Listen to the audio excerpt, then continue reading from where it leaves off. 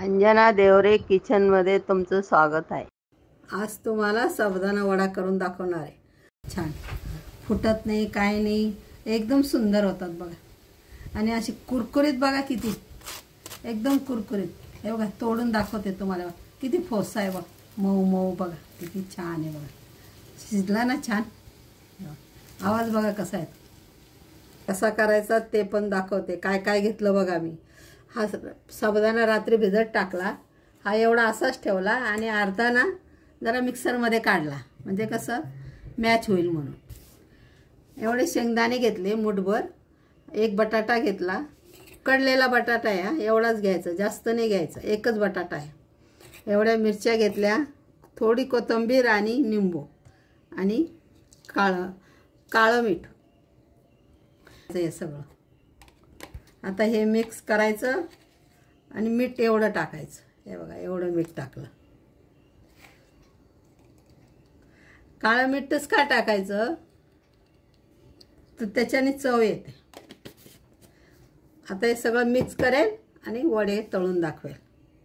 Mix करेल असं, असा बटाटा शिजून घ्यायचा छानपैकी, लवकर मिक्स होत आहे बघा। आणि हे मीठ असं टाकून ठेवायचं, त्याच्यात सगळं एकजीव करायचं।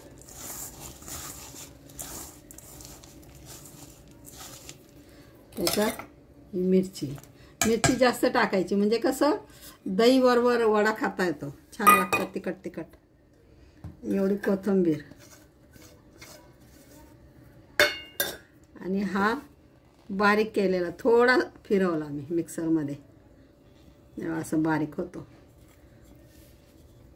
अर्धा अख्खा ठेवायचा आणि अर्धा असं मिक्स करायचं, असं एक जीव होतो। मग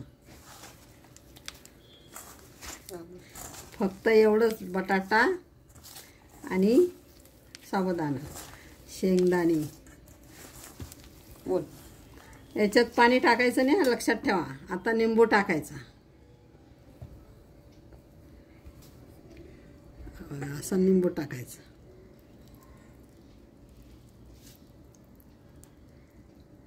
फक्त लाल मिरची थोडीशी टाकायची, कलर येण्यासाठी, छान दिसतं। मग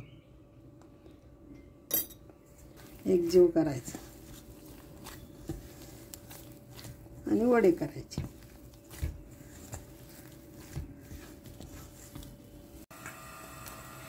असा गोल करायचा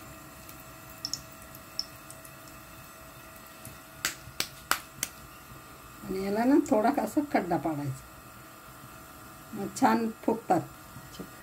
तेलात ना एवढं मीठ टाकायचं, टाकायचं का तेल जास्त पकडत नाही याला वड्याला। हे बघा, या वड्यांना ना तेल पकडत नाही, म्हणजे तेल येत नाही बा असं। हे बघा झालं। आता गॅस कमी करायचा,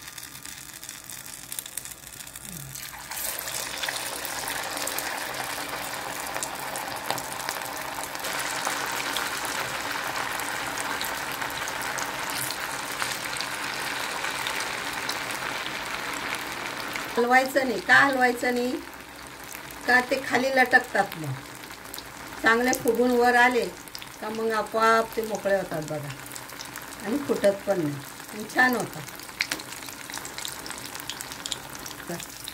सुंदर झाले ना,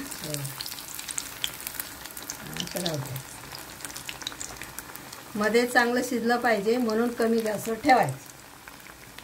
असे गॅस कमी करायचा आणि असे काढायचे। छान झाले ना बघा, असे छान फुगले आणि कुरकुरीत झाले। काय घातलं हे तुम्हाला पण सांगितलं, त्याप्रमाणे तुम्ही करा। दही आणि वडे एक नंबर फराळ उपासाचं। त्याप्रमाणे तुम्ही करा, कमेंट करा आणि लाईक करा।